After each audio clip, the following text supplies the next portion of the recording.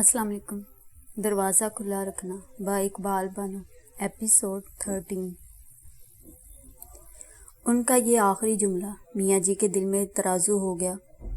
वो बस हैरान हैरान नज़रों से बीवी को देखे गए। उनकी समातों से एक ही जुमला टकरा रहा था। मियाँ अहमद ख़ान के बेटे ने मियाँ जी की मर्ज़ी के ख़िलाफ़ शादी कर ली। उन्हें लगा सब लोग हंस रहे हों, वो लोगों के हजूम में गिर गए हों। सब हंसते हुए कह रहे हों, वाह वाह, मियाँ अहमद ख़ान को मात दे दी। कोई नहीं कह रहा था हमाद अहमद ख़ान की बात मियाँ जी ने ना मानकर उन्हें शिकस्त दी है। सब यही कह रहे थे, मियाँ अहमद ख़ान का बेटा। नहीं नहीं, मियाँ जी कांप कर रह गए। बख्त जहाँ ठीक कहती है, औलाद कोई गलती करे तो वालदैन ही का नाम आता है, और बुराई करे तब भी। ये निज़ाम कुदरत है कि औलाद वालदैन ही के नाम से पहचानी जाती है, और वालदैन अच्छी औलाद से पहचाने जाते हैं। तुम ठीक कहती हो बख्त जहाँ, उसने जो भी हरकत की है मेरे ही नाम के साथ उसे नत्थी किया जाएगा। सब ने यही तो कहना है, वो मेरा बेटा है। उसने कॉलेज में टॉप किया था तो सब ने यही कहा था, ये मियाँ अहमद ख़ान का बेटा है। जब भी उसने कोई नाम जीता तो हमारे जान पहचान वालों ने यही कहा कि मियाँ अहमद ख़ान के बेटे ने इनाम जीता है। हर जगह मेरा ही नाम लिया जाएगा, उसका नाम तो कहीं भी नहीं आता। रुसवाई तो मेरी है। बख्त जहाँ, उसने ज़रा भी ना सोचा। मियाँ जी एकदम ही टूटे हुए लग रहे थे। ज़रा भी ना सोचा मेरी बदनामी के बारे में। मुझे बदनामी के कौन से दलदल में वो धकेल देगा, ये कदम उठाने से पहले उसने सोचना तो था।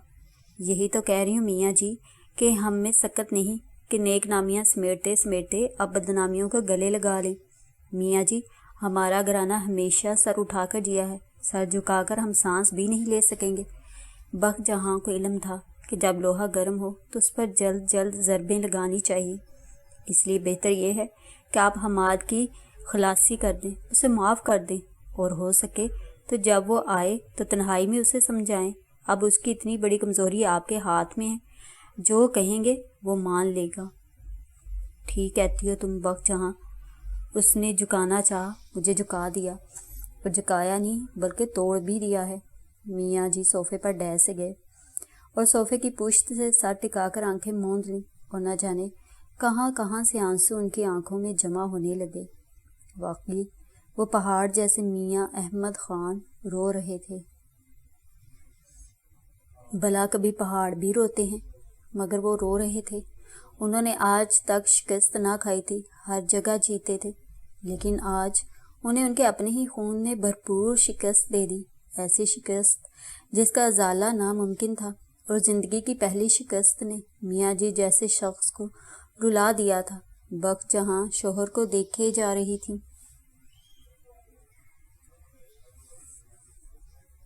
नाश्ते के लिए मेज़ पर सभी मौजूद थे। वक़ार चोर चोर नज़रों से मियाँ जी को देख रहा था, जिनका चेहरा सता हुआ था और आंखें दहकता अंगारा बनी हुई थी। बहुत खामोश से थे। उसने इशारे से उनके करीब बैठी बख्त जहाँ से पूछा, क्या हुआ? चुप रहो। बख्त जहाँ ने नज़रों ही नज़रों में उसे डांटा, और वक़ार समझ गया कि उन्होंने मियाँ जी से बात कर ली है, और जब इंसान टूटता है तो किरचियाँ समेटने में खासा वक्त सर्फ होता है, और टूटे हुए मियाँ जी भी खुद को समेटने में मसरूफ़ थे। भाई विकी, तुम्हारे हमाद भाई आए नहीं इस्लामाबाद से? एकदम ही मीरा ने वक़ार को मुखातिब किया। वक़ार ने उसे देखा और भरपूर अंदाज से मुस्कुराते हुए बोला, क्या लोग उदास हो गए? वक़ार की इस जुमले पर मीरा हंस दी और अपने लिए चाय बनाते हुए बोली, विकी, तुम बातें बहुत अच्छी करते हो। शुक्रिया। वक़ार सर झुकाकर बोला, वैसे मैं भी आज इस्लामाबाद जा रही हूँ। क्यों? वक़ार ने कहा, एम्बेसी में काम है इसलिए। ओह, मैं समझा। वक़ार ने शरारत से जुमला अधूरा छोड़ दिया। तुम क्या समझे? फरहत भाभी ने हंसते हुए पूछा। मैं समझा शायद मिस तमीर फ़ारूकी मेरे हमाद भाई से मिलने जा रही हूँ। वक़ार ने मेरे हमाद भाई पर जोर देकर कहा। फौजिया भी हंस दी। शायरी और बख्त जहाँ ने घूर कर वक़ार को देखा, मगर वो अपनी ही में मस्त कहे जा रहा था। वैसे हमाद भाई हैं ही ऐसे कि लोग उनकी गैर मौजूदगी शिद्दत से महसूस करते हैं। अब मुझे देखें, میں اداس ہو گیا ہوں ان کے لیے. جی چاہتا ہے جہاز میں سیٹ نہ ملے تو اس کے پروں پر ہی بیٹھ کر اسلام آباد پہنچ جاؤں. آپ نے تو مس تعمیر سیٹ ریزرو کروا لی ہوگی. ہاں، مجھے کوئی شوق نہیں جہاز کے پروں پر بیٹھ کے جانے کا. میرا نے ہنس کر جواب دیا تو وقار نے آہ بھر کر کہا، ہاں بھئی، آپ جیسے رئیس بندے ایسی خواہش کیوں کریں جو پوری نہ ہو. میں وکی کبھی وہ خواہش نہیں کرتی جو پوری نہ ہو یا اس کے پورے ہونے کا کوئی چانس نہ ہو. واقعی؟ وقار نے اس کی خوبصورت آنکھوں میں آنکھیں ڈال کر کہا، بالکل، یہ میری خوبی ہے. وہ تفاخر سے بولی، شاید آپ نے کوئی ایسی خواہش کی ہو جس کا پورا ہونے کا 0% بھی چانس نہ ہو. وقار نے کہا، ایسا کبھی ہو سکتا ہے؟ سوچے ذرا، ذہن پر زور دیں.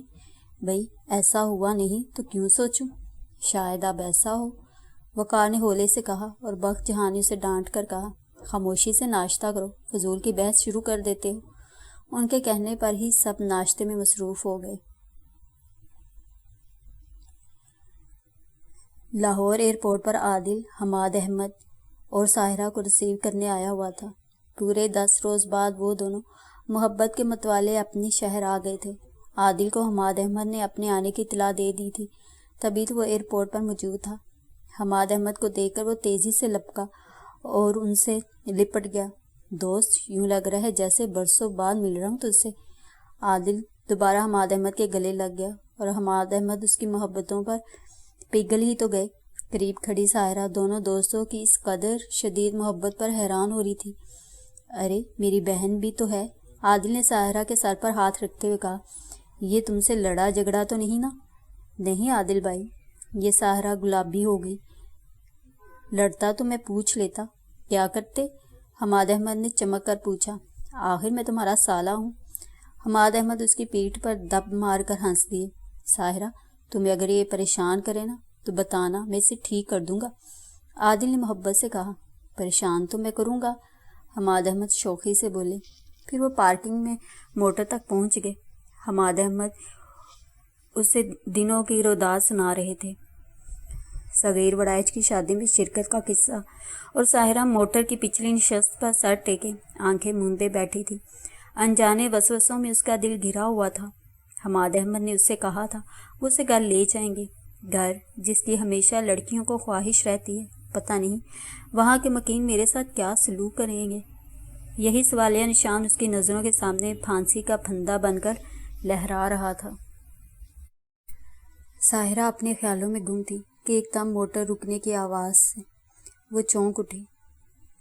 گھر میں داخل ہونے کے بعد سب سے مل جل کر سلام دعا کے بعد انہوں نے کھانا کھایا.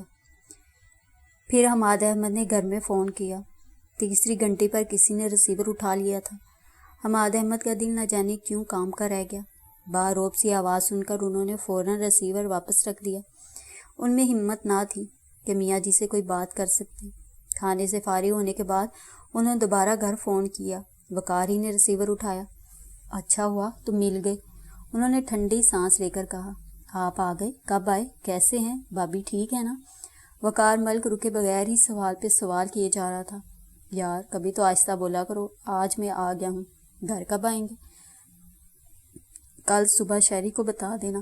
ماں جی کو بتا دیا ہے اس نے؟ انہوں نے پوچھا. آپ آئیں گے تو پتہ چل جائے گا، بس حوصلے سے آئیے گا. اور وہ ماما جی آ رہے ہیں؟ اوکے، میں خود فون کر لوں گا. عادل کے ہاں ہیں نا آپ؟ ہاں. حماد احمد اتنا ہی بولے تھے کہ وقار نے ریسیور رکھ دیا.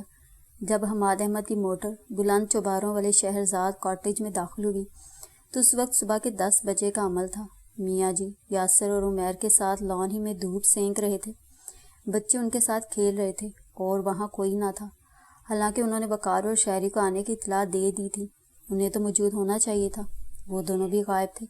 اب انہیں کیا پتا کہ شہری تو انہیں کے کمرے میں بیٹھی آنے والے طوفان کا تصور کر کے روئی جا رہی ہے اور وقار اسے خاموش کرانے کی کوشش میں پاگل ہوا جا رہا ہے. حماد احمد کی موٹر پورچ میں جا کر رکی تو میاں جی نے گردن ترچھی کر کے ایک نظر انہیں دیکھا اور پھر حقہ گڑگڑانے لگے. شہری تیزی سے کھڑکی میں آئی اور کپ کپاتے ہاتھوں سے پردہ ہٹا کر نیچے جھانکنے لگی. حماد احمد نے سہارا دے کر ساحرہ کو موٹر سے اتارا اور اسے لیے ہوئے میاں جی کی طرف بڑھے۔ وہ بری طرح کانپ رہی تھی۔ خود کو سنبھالو سارو، میں تمہارے ساتھ ہوں۔ انہوں نے اسے حوصلہ دیا۔ حماد احمد نہایت اعتماد سے چلتے ہوئے میاں جی کے قریب پہنچے اور بولے، السلام علیکم میاں جی۔ میاں جی نے کوئی جواب نہ دیا۔ میاں جی کو سلام کرو ساحرہ، حماد نے کہا تو ساحرہ نے لرزتا ہاتھ پیشانی پر لے جا کر میاں جی کو سلام کیا۔ میاں جی نے سر سے پیر تک ساحرہ کو دیکھا۔ براؤن ساڑی میں لپٹا وجود کانپ رہا تھا اور یہ کپکپاہٹ ان کی نظروں سے پوشیدہ نہ تھی۔ میاں جی ہنکارا بھر کر رہ گئے۔ میاں جی، یہ آپ کی بہو ہے ساحرہ حماد۔ حماد احمد نے تعارف کروایا۔ میری بہو؟ ان کے لب کپکپائے۔ جی میاں جی، ہم اپنی نئی زندگی کا آغاز آپ کے زیر سایہ کرنا چاہتے ہیں۔ میاں جی، میں نے ہر کام آپ کی مرضی سے کیا ہے۔ آپ کی اور ماں جی کی دعاؤں نے مجھے کامیابیاں عطا کی ہیں۔ پہلی بار آپ کی نافرمانی کی ہے، مگر مجھے یقین ہے کہ آپ مجھے دعائیں ضرور دیں گے تاکہ میں پرسکون ازدواجی زندگی گزاروں۔ ہمیں آپ کی محبتوں کی ضرورت ہے۔ حماد احمد خان اس طرح بول رہے تھے جیسے التجا کر رہے ہوں۔ تم نے میری نافرمانی نہیں کی حماد، مجھے شکست دی ہے۔ میاں جی کے لہجے میں سانپ کی سی پھنکار تھی۔ خدا گواہ ہے میاں جی، میرے ذہن میں یہ خیال بھی نہیں، تم کہو نہ کہو، مگر یہی حقیقت ہے۔ میاں جی ایک دم کرسی سے اٹھ کھڑے ہوئے۔ میاں جی، ہم یہی رہیں نا، آپ کے زیر سایہ، جو تمہاری مرضی۔ پلیز میاں جی۔ حماد احمد نے ان کے سامنے ہاتھ باندھ دیے اور وہ ان کے جڑے ہوئے ہاتھوں کو نظر انداز کرتے ہوئے آگے بڑھے۔ انہوں نے ساحرہ کے سر پر اپنا کپکپاتا ہاتھ رکھ دیا اور تیزی سے اندر کی طرف بڑھ گئے۔ اس کا مطلب تھا انہوں نے ساحرہ کو قبول کر لیا تھا، مگر بیٹے کو معاف نہیں کیا تھا۔ کئی روز سے وہ خود کو حماد احمد کا سامنا کرنے کے لیے تیار کر رہے تھے کہ اب جو ہو گیا تھا اس پر پچھتانا فضول تھا، مگر چوٹ تازہ تھی، درد تو لازمی ہونا تھا۔ زخم جو حماد احمد نے لگانا تھا اسے منتقل ہونے میں بھی کافی وقت لگنا تھا۔ پھر حماد احمد ساحرہ کو لیے سیڑھیوں کی طرف بڑھ گئے جو بالائی منزل پر ان کے کمرے تک جاتی تھی۔ تو ساحرہ، ہمارا سسرال میں اس طرح ہونا تھا تمہارا استقبال کہ کوئی بھی باہر نہ آیا، حتیٰ کہ تمہاری دوست شہری نے بھی تمہیں خوش آمدید نہیں کہا۔ ساحرہ کے دل کے سمندر میں یہ سوال لہریں لینے لگا تو اس کی آنکھیں بھیگ گئیں۔ دل کے ٹیسوں کو دباتے ہوئے وہ حماد احمد کے ساتھ سیڑھیاں چڑھنے لگی۔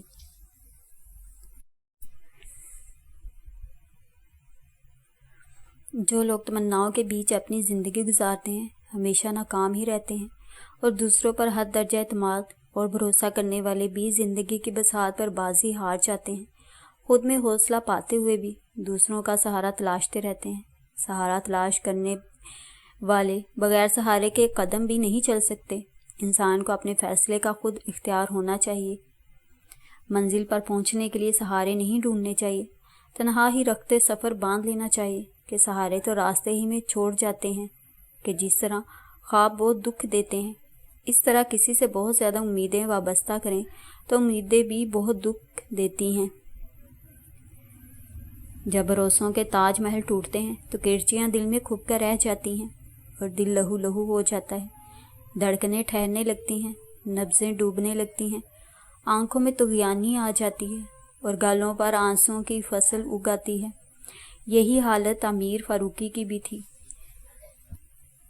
اسے شدید دکھ نے آن گھیرا تھا، دل میں عجیب سا درد کروٹیں لے رہا تھا، ذہنی اذیتوں نے دل ادھیڑ کر رکھ دیا تھا، ٹوٹے دل کی کرچیاں آنکھوں میں چبھ رہی تھی، روح پر عذاب اتر آئے تھے، لگتا تھا روح گائل ہوگی ہو۔ وہ ہونٹ کچلتے ہوئے ایک دم ہی صوفے سے اٹھ کھڑی ہوئی اور دریچے کے پردے سمیٹتے ہوئے دریچے کی چوکھٹ پر ہتھیلیاں ٹکا دیں۔ ہوا کا ایک تیز جھونکا اس کے وجود سے ٹکرایا تو ایک لمحہ کو وہ تھرا ضرور گئی، مگر اس کے اندر بھڑکتی ہوئی آگ اور بھڑک اٹھی۔ ٹھکرائے جانے کا دکھ اس کی رگ میں اتر گیا تھا۔ کیا خامی تھی مجھ میں حماد احمد خان، جو تم نے مجھے ٹھکرا دیا اور اس لڑکی کو اپنا لیا جو تمہارے اسٹیٹس سے ذرا بھی میل نہیں کھاتی، صرف حسین ہی ہے نا وہ جو اب ساحرہ حماد ہے۔ کیا میں حسین نہیں تھی؟ اس کے ساتھ ساتھ میرا تعلق اعلیٰ خاندان سے ہے، تعلیم یافتہ ہوں، مینرز نبھانے جانتی ہوں، جدید فیشن اپناتی ہوں، جو خوبیاں ایک شریک حیات میں ہونی چاہیے وہ سب مجھ میں تھیں۔ پھر حماد، تم نے میرے ساتھ ایسا کیوں کیا؟ میرے ہوتے اس لڑکے کا ہاتھ کیوں تھاما جسے بقول میاں جی کے تم جانتے بھی نہیں تھے؟ تم جو اتنے ایجوکیٹڈ انسان ہو، کیا تم نے روایتی لوگوں کی طرح میاں جی کی بات مان لی؟ میں نہیں مانتی کہ تم ساحرہ کو پہلے سے نہیں جانتے تھے، یہ جھوٹ ہے۔ کسی کو جاننے پہچاننے بغیر زندگی داؤ پر نہیں لگایا جا سکتا، اور تم جیسا مغرور بندہ جو اپنے سامنے کسی کو کچھ نہیں سمجھتا، وہ بھلا باپ کی بات کس طرح مان سکتا تھا؟ مجھے یقین نہیں حماد احمد کہ میاں جی نے سچ کہا ہو۔ ابھی تھوڑی دیر پہلے ہی تو کھانے کی میز پر سب ہی ایک نئے وجود کو دیکھ کر حیران رہ گئے تھے، مگر میرا اچانک ہی حماد احمد کو سامنے دیکھ کر بہت خوش تھی کہ وہ بہت دنوں بعد اس سے ملی تھی، اور اب وہ کچھ دنوں بعد جانے والی تھی، اور جانے سے پہلے وہ حماد احمد کو دیکھنا چاہتی تھی کہ اس کے دل کی زبردست خواہش تھی، مگر اسی لمحے اس کی خواہش کے گروندے میاں جی نے توڑ ڈالے۔ وہ سب سے ساحرہ کا تعارف کروا رہے تھے۔ یہ ساحرہ ہے، سکندر لالہ کی رشتے میں بانجی ہوتی ہے۔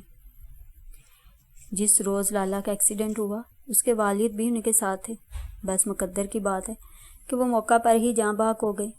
میاں جی کے لبوں سے یہ جملہ نکلا اور ساحرہ نے دل پر ہاتھ رکھ لیا۔ خدا نہ کرے ابا جان کو میری بھی عمر لگ جائے، خدا انہیں سلامت رکھے۔ مگر اسے علم نہ تھا کہ جو قدم اٹھایا ہے اس قدم نے تو اس کے والد کو اسی وقت مار دیا تھا۔ وہی موقع تھا جب اس نے باپ کے گھر کی دہلیز پار کی تھی اور باپ کو زندہ درگور کر دیا تھا۔ میاں جی ساحرہ کی سوچوں سے بے نیاز کہے جا رہے تھے۔ مجھے ساحرہ بہت اچھی لگی، اس لیے میں نے اسے بہو بنانے کا فیصلہ کر لیا۔ اس کے والد کے انتقال کی وجہ سے زیادہ دھوم دھڑکا نہیں کیا جا سکتا تھا۔ میں نے سکندر لالہ کے باہم مشورے سے حماد کو بلوایا اور سادگی سے نکاح کر دیا۔ اور حماد نے کوئی احتجاج نہیں کیا؟ شہباز احمد نے حیرت سے پہلے بھائی کو دیکھا اور پھر باپ کو۔ میرے فیصلوں پر کوئی احتجاج نہیں کر سکتا شہباز، میرا حق ہے جو میں کروں، مجھے ہر فیصلے کا اختیار ہے۔ میاں جی نہایت کروفر سے بولے، مگر یہ انہیں معلوم تھا کہ یہ روب دبدبہ مصنوعی ہے۔ وہ خود کو بہت خالی خالی سا محسوس کر رہے تھے۔ اپنے اندر کی گونج کو دبانے کے لیے وہ بولے تھے، آئندہ جمعہ کو ولیمہ کی دعوت ہے، اور فواد تم کل کارڈ چھپنے کے لیے دے دو، جلد از جلد چھپ جانے چاہیے کارڈ۔ بہتر میاں جی، فواد احمد سر جھکا کر بولے۔ بھائی حماد بھائی کو کسی نے مبارکباد ہی نہیں دی، اتنی پیاری سی دلہن بن مانگنے پر۔ وقار چہکا تو تعمیر فاروقی نے حماد احمد کے ساتھ بیٹھی ساحرہ کو دیکھا۔ واقعی وہ پیاری تھی، انگوری رنگ کے سادہ سے سوٹ میں نہایت اچھی لگ رہی تھی۔ میک اپ سے بے نیاز چہرہ جس پر حیا کی سرخی تھی، لمبی پلکیں سرخ گالوں پر سایہ فگن تھی اور رسیلے ہونٹ کپکپا رہے تھے۔ اس کا سر جھکا ہوا تھا اور اس سادگی میں بھی وہ دل میں اترتی چلی جا رہی تھی۔ سب حماد احمد کو مبارکباد دے رہے تھے اور تعمیر نے بھی کہا، کنگریچولیشن حماد احمد۔ تھینکس، حماد احمد سر جھکا کر بولے، اور پھر تعمیر رکی نہیں، کھانا کھائے بغیر ہی اپنے کمرے میں آ گئی تھی۔ اسے یوں لگ رہا تھا جیسے ایک ساتھ ہی اس کے ذہن میں کئی حادثے ہو گئے ہوں، کئی گولیاں سنسناتی ہوئی اس کے دل میں پیوست ہو گئی ہوں۔ میرا کی تو پوری ہستی ہی ڈگمگا گئی تھی، اس کا وجود ہل گیا تھا، آنکھیں جلنے لگی تھی۔ وہ بھلا کس طرح حماد کو ساحرہ کا ہم سفر دیکھ کر برداشت کر سکتی تھی؟ اس میں یہ حوصلہ نہ تھا کہ حماد احمد کے ساتھ ساحرہ کو بیٹھے دیکھتی۔ میرا جانی، فوزیہ نے اس کے کندھے پر ہاتھ رکھ کر کہا تو وہ سوچوں کے بھنور سے نکل آئی، ایک دم پلٹی اور پھر دوسرے ہی لمحے اس نے فوزیہ کے کندھے پر سر رکھ دیا۔ کتنی ہی دیر سے رکے آنسو سہارا ملتے ہی سیلاب کی طرح بہہ نکلے، ہر بند ٹوٹ گیا۔ آج ان خوبصورت آنکھوں میں ساون بھادو اتر آئی تھی۔ اسے روتے دیکھ کر فوزیہ بھی ضبط نہ کر سکی۔ میرو، میری تو خود خواہش تھی کہ ہمیشہ تو یہی رہتی میرے ساتھ، مگر میاں جی نے جو فیصلہ کیا ہے اسے چیلنج کرنے کا ہمیں اختیار بھی تو نہیں نا فوزی۔ میرا نے اس کے کندھے سے سر اٹھا کر آنسو بھری نظروں سے اسے دیکھا اور بولی، مجھے یقین نہیں ہے کہ ساحرہ میاں جی کی پسند ہے، اور حماد احمد اگر اتنے ہی فرما بردار ہوتے تو اب تک میاں جی کے کہنے پر شادی کر چکے ہوتے۔ میں سمجھی نہیں، فوزیہ نے کہا۔ ساحرہ حماد احمد کی پسند ہے، نہ کہ میاں جی کی، اور جو کچھ انہوں نے کہا ہے وہ سچ نہیں، میرا نے ایمان سے کہا۔ تو میاں جی کو جھوٹ بولنے کی کیا ضرورت؟ یہی بات تو میری سمجھ میں بھی نہیں آئی۔ میرا بیڈ پر بیٹھ گئی۔ نہیں میرا، تم غلط سمجھی ہو، ساحرہ واقعی میاں جی کی پسند ہے۔ اگر ایسا نہ ہوتا تو اس گھر میں طوفان آ جاتا۔ تم انہیں نہیں جانتی، کوئی ان کی حکم عدولی نہیں کر سکتا۔ تم کہتی ہو تو یقین کیے لیتی ہوں، میرا نے ٹھنڈی آہ بھر کر کہا۔ فوزی، مجھے کبھی کبھی حیرت ہوتی ہے کہ یہ حماد احمد مجھے ایک دم اچھا کیوں لگنے لگا تھا، کیوں دل کے تہوں میں اترا تھا۔ محبت منصوبوں کی محتاج تو نہیں ہوتی نا، فوزیہ نے کہا۔ یقین کرو، حماد میرے آئیڈیل پر 100% پورا اترتا ہے۔ مجھے اگنور کرنے والے مرد اچھے لگتے ہیں، کتے کی طرح پاؤں میں لوٹنے والے مرد مجھے کبھی اچھے نہیں لگے۔ حماد میں ساری وہ خوبیاں ہیں جو میں اپنی زندگی کے ساتھی میں دیکھنا چاہتی ہوں۔ دل برا نہ کرو، کیا خبر خدا تمہیں حماد سے اچھا۔ نہیں فوزی ڈارلنگ، میرا اس کی بات کاٹ کر بولی۔ پہلی پسند نہیں تو پھر کوئی اور بھی نہیں، کیا مطلب ہے تیرا؟ میں دوغلی پالیسی نہیں چل سکتی کہ دل میں کوئی اور ہو۔ خواب میں حماد احمد کے دیکھوں اور حقیقت میں کسی اور کے پہلو میں ہوں۔ دوسری زندگی میں نہیں گزار سکتی۔ حماد نہیں تو کوئی اور بھی نہیں۔ دماغ تو خراب نہیں تیرا؟ کیا فلمی ہیروئنوں کی طرح فیصلے صادر کر رہی ہے؟ کیا دنیا میں اچھے مرد نہیں ہیں؟ فوزیہ نے گھرکا۔ ہیں، بہت اچھے مرد ہیں، مگر حماد جیسا شاید نہ ہو۔ دیکھو میرا، تم جذباتی ہو رہی ہو۔ میں اور جذباتی؟ وہ ہنسی، آنسوؤں سے بھیگی ہوئی ہنسی تھی اس کی۔ جب دل رو رہا ہو تو ہنسی میں بھی نمی محسوس ہوتی ہے۔ ہاں، یہ تمہارا جذباتی فیصلہ ہے، فوزیہ مضبوط لہجے میں بولی۔ یہ صرف تمہاری سوچ ہے فوزی، ورنہ سچ کیا ہے یہ میں جانتی ہوں، یا میرا دل۔ مجھے بتاؤ نا، مجھ میں کیا خامی تھی جو اس نے مجھ پر ساحرہ کو ترجیح دی؟ کیا میں ایسی خوبصورت نہیں، تعلیم یافتہ نہیں؟ تم یہ مت بھولو کہ اس نے میاں جی کی پسند کو اپنایا ہے، اس میں حماد احمد کا کوئی قصور نہیں، فوزیہ نے یاد دلایا۔ تم اس کی طرفداری کر رہی ہو کیونکہ وہ تمہارا دیور ہے، لیکن یہ وہ حقیقت ہے جسے میں تسلیم نہیں کر سکتی۔ مرضی ہے تمہاری، بس یہ سوچ لو اور دل کو سمجھا لو کہ حماد احمد تمہارا مقدر نہ تھا، جس کا مقدر تھا آنن فانن اس کا بن گیا ہے۔ دل کسی دلیل کو نہیں مانتا۔ میرا نے لب کاٹے۔ بے وقوفی ہوگی تمہاری، دل کے فیصلے کبھی پائیدار نہیں ہوتے۔ بس فوزی، میں نے پانا ہے حماد کو، وہ میری پسند ہے، اور اس کے لیے تم میرا ساتھ دو گی، دوسری بیوی بننا پسند کر لو گی؟ فوزیہ پہ حیرت کے سمندر میں غوطہ زن تھی۔ حماد احمد کی خاطر میں سب کچھ کر سکتی ہوں، تم کسی طرح بھی اسے میرے لیے ہموار کرو گی؟ پاگل ہوئی ہو بھلا، یہ کیسے ممکن ہے؟ فوزیہ نے پریشان ہو کر کہا۔ میری اچھی فوزی، اس نے فوزیہ کے گلے میں بازو پرو دیے، تم ٹھنڈے دل سے غور کرو، وقت کے ساتھ ساتھ تم اپنے اس جذباتی فیصلے کو بدلنے پر مجبور ہو جاؤ گی۔ فیصلے بار بار بدلنے کے لیے نہیں ہوتے، مگر ایسے بے تکے فیصلے بدل لینے چاہیے جن میں سوائے دکھ کے کچھ اور ملنے کا آسرا نہ ہو۔ تم کیا جانو؟ میرا ہنس دی اور پلنگ کی ٹیک سے ٹک کر فوزیہ کی طرف دیکھتے ہوئے بولی، تم نے کبھی محبت کی ہوتی تو کبھی مجھے اس طرح فضول قسم کی نصیحتیں نہ کرتی۔ اچھا، گولی مارو اور اٹھو، کھانا کھا لو، منہ ہاتھ دھو لو، میں لاتی ہوں تمہارے لیے۔ فوزیہ اٹھتے ہوئے بولی، مجھے بھوک نہیں ہے۔ وہ بولی، تم کھانا کھائے بغیر میز سے اٹھائی تھی، اور مجھے علم ہے کہ جب تک تم کھانا نہ کھاؤ نیند نہیں آتی تمہیں۔ اب تو کھانا کھا کر بھی نیند نہیں آئے گی فوزی، میرا نے مسکرا کر کہا تو فوزیہ اسے دیکھ کر رہ گئی۔ بس اٹھو تم، میں کچھ نہیں جانتی۔ فوزیہ نے اس کا ہاتھ تھام کر اسے اٹھایا اور زبردستی ہی باتھ روم میں دھکیل کر کمرے سے باہر جاتے جاتے بولی، اب اگر تم روئی تو مجھ سے برا کوئی نہیں ہوگا۔ میرا سر جھٹک کر رہ گئی، اس کی آنکھیں جل رہی تھیں۔ بھلا آنسوؤں پر کس کا اختیار رہا ہے؟ اس کی آنکھوں میں تو ٹوٹے سپنوں کی کرچیاں چبھ رہی تھیں، اور وہ اپنی جلتی آنکھوں پر ٹھنڈے پانی کے چھینٹے ڈال رہی تھی۔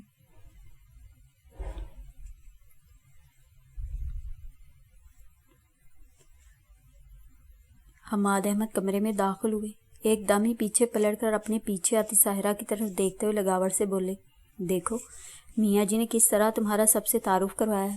اب تو تمہارے سارے خدشے ختم ہو گئے ہیں نا؟ مگر مجھے اب بھی خوف آتا ہے، ساحرہ کانپ کر رہ گئی۔ کیوں؟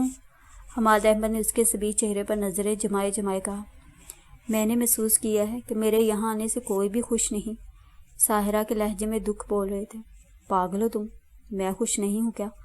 آپ کی بات اور ہے، شاعری ہے، وکی خوش ہے، دیکھو کس طرح چہک رہا ہے۔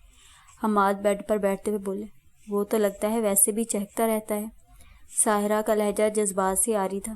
تم پریشان نہ ہوا کرو سارو، نئے گھر میں نئے لوگوں میں ایڈجسٹ ہونے میں تمہیں وقت تو لگے گا ہی، اور میاں جی ماں جی نے تمہیں قبول کر لیا ہے، دیکھنا میاں جی کتنے اعلیٰ پیمانے پر ولیمے کا اہتمام کریں گے۔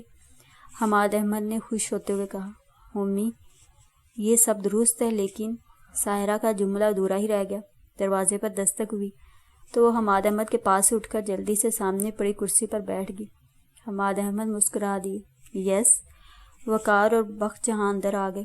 وقار لہراتا ہوا آگے بڑھا، ساحرہ ساس کو دیکھ کر اٹھ کھڑی ہوئی۔ بخت جہاں نے آگے بڑھ کر ساحرہ کو گلے سے لگایا اور بولی، میاں جی نے تمہیں بہو تسلیم کر لیا ہے اور تم نے اپنی اہمیت کو منوانا ہے، میاں جی کے دل میں گھر کرنا ہے۔ بہت مشکل راہ منتخب کی ہے تم نے، اگر عفو درگزر سے کام لوگی تو منزل آسان ہو جائے گی۔ بخت جہاں ہولے ہولے کہہ رہی تھی، ماں جی ساری نصیحتیں بہو کو دے رہی ہیں، کچھ بیٹے کو بھی کریں۔ وقار ملک نے شوخی سے آنکھیں نچائیں۔ حماد کو کیا کہوں سوائے اس کے کہ جتنا بڑا قدم اس نے اٹھایا ہے اس پر ثابت قدم رہے، بلکہ دونوں ہی ثابت قدم رہیں۔ ویسے مامی جی آپ نے بھی بہت بڑا کارنامہ انجام دیا ہے۔ وقار نے کہا، کیسا کارنامہ؟ حماد احمد بولے، میاں جی کو منانا کوئی آسان کام نہیں تھا، میں تو بہت خوف زدہ تھا کہ پتہ نہیں کیا ہوگا۔ حیرت ہوئی ہے مجھے کہ انہوں نے حماد بھائی کو کچھ کہا ہی نہیں۔ کیا گول کر پلایا تھا آپ نے؟ بس جو طوفان تھا میں نے خود پر ہی جی لیا، بہت منتوں ترلوں سے منایا ہے انہیں۔ حماد تمہیں علم نہیں کہ تمہارا میاں جی بہت مضبوط شجر تھے، تمہاری نافرمانی سے اس شجر کی جڑیں ہل گئی ہیں۔ ماں جی اس کے علاوہ کوئی چارہ بھی نہیں تھا، میاں جی کو تو میرا پسند تھی جو مجھے پسند نہیں، اب بھلا میں ان کی پسند کو اپنی پسند کس طرح بنا سکتا تھا؟ جو میں نے اپنے لیے مناسب سمجھا کر لیا، یہ میرا حق تھا۔ حماد احمد خان ذرا بھی شرمندہ نہ تھے۔ آخر کب تک میاں جی ہم پر فیصلے مسلط کرتے رہیں گے؟ کب تک انگلی پکڑ کر چلائیں گے؟ زندگی ہماری ہے، ہمیں گزارنے کا حق ملنا چاہیے اپنی مرضی سے۔ حق مانگنے کا یہ کون سا طریقہ ہے حماد؟ بخت جہاں کا لہجہ کٹیلا تھا۔ دنیا کہیں سے کہیں جا پہنچی ہے اور آپ لوگ وہی لکیر کے فقیر بنے ہوئے ہیں۔ گٹ گٹ کے زندگی نہیں گزار سکتا میں، مجھے کھلی فضا چاہیے، رسم و رواجوں کا دھواں نہیں۔ نئی نسل بہت جلد باز ہے، ساری منزلیں جلد از جلد طے کر لینا چاہتی ہے۔ پتر تم اس کی عادتیں نہ اپنانا۔ بجہاں نے ساحرہ سے کہا تو وہ سر جھکا کر رہ گئی۔ یہ کون سی منزل تھی؟ کیسا پرسرات تھا جو اسے عبور کرنا تھا؟ شوہر جو مجازی خدا تھا، اس کے حکم پر سر جھکانا اس کا فرض تھا، اور خدا کا حکم بھی۔ وہ تو شوہر کی پسند میں ڈال رہی تھی، مگر یہ ساس نے کیا کہہ دیا تھا کہ اس کی عادتیں نہ اپنائے، کس کا کہا مانے اور کس کی بات نظر انداز کر جائے۔ ساحرہ کے ذہن میں خیالات کے دھاگے الجھ رہے تھے۔ بھائی اب اس موضوع کو ختم کریں، اچھی اچھی باتیں کریں، جو ہونا تھا ہو چکا۔ وقار ملک نے بیزاری سے کہا، اور اسے یہ بالکل اچھا نہیں لگ رہا تھا کہ حماد احمد کو بار بار یہ احساس دلایا جا رہا ہے کہ انہوں نے غلط راہ چنی ہے جو منزل کی طرف نہیں جاتی۔ پھر ساحرہ کیا سوچتی ہوگی کہ جب سے وہ آئی ہے مسلسل سنگ باری ہو رہی ہے۔ لفظوں کے سنگ تو جسم کی بجائے روح پر لگتے ہیں نا۔ بخت جہاں اٹھتے ہوئے بولی، میں نوری کو بیچتی ہوں، دودھ پیو گے یا چائے؟ کچھ بھی نہیں ماں جی، دودھ پی لینا، وہی بیچ دیتی ہوں۔ بخت جہاں نے کچھ اتنی محبت سے کہا کہ ساحرہ انکار ہی نہ کر سکی۔ بخت جہاں کے جانے کے بعد ساحرہ نے بہت سہمی ہوئی نظروں سے حماد احمد کو دیکھا، جن کی آنکھوں میں قندیلیں جل بجھ رہی تھیں اور لبوں پر اس کی محبتوں کی لازوال مسکراہٹ تھی۔ جو کچھ مامی جی کہیں آ مانے بابو۔ وقار نے ساحرہ کا سر تھپ تھپایا۔ شہری نے کبھی تم سے وکی کا ذکر کیا تھا سارو؟ حماد نے پوچھا۔ نہیں تو، ساحرہ نے کچھ نہ سمجھتے ہوئے کہا تو وقار ملک جلدی سے بولا، بہت بدتمیز ہے شہری، اور نہ ہی مجھے اس سے کبھی کوئی اچھائی کی امید ہے۔ وقار نے کہا، میں سمجھی نہیں۔ وہ واقعی کچھ نہ سمجھی تھی۔ بھائی یہ شہری کا شریک سفر ہوگا آئندہ دنوں میں، حماد احمد نے خوش ہو کر بتایا۔ مگر شہری نے تو مجھے کبھی نہیں بتایا کہ وہ انگیجڈ ہے. دیکھا دیکھا، میں نے کہا تھا نا، کتنی نالائق ہے وہ، وقار بولا. بھئی کون نالائق ہے؟ شہرزاد کمرے میں آتے ہوئے شوخی سے بولی. تم اور کون؟ یہ ذکر خیر تمہارے ہی بارے میں ہو رہا تھا. اس سے زیادہ اچھے الفاظ میں تمہارے علاوہ کسے یاد کیا جا سکتا ہے؟ وقار نے کہا. کیوں، میں نے تمہارا کیا بگاڑا ہے؟ شہری نے ساحرہ کے پاس بیٹھتے ہوئے وقار کی طرف دیکھا. اچھا بلا چانس گنوا دیا میرا. کیسے بھئی؟ حماد احمد نے ہمیشہ کی طرح وقار کی باتوں میں دلچسپی لیتے ہوئے کہا. تو وقار ان کے کندھے پر گال رکھتے ہوئے شہری کی طرف اپنی شریر نظروں سے دیکھتے ہوئے بولا. اب دیکھیں نا، یہ آپ سارو بابی کا ذکر کرتی تھی، اور سارو بابی سے آپ کا تو آپ کی دلوں کی لائن کلیئر ہو گئی نا.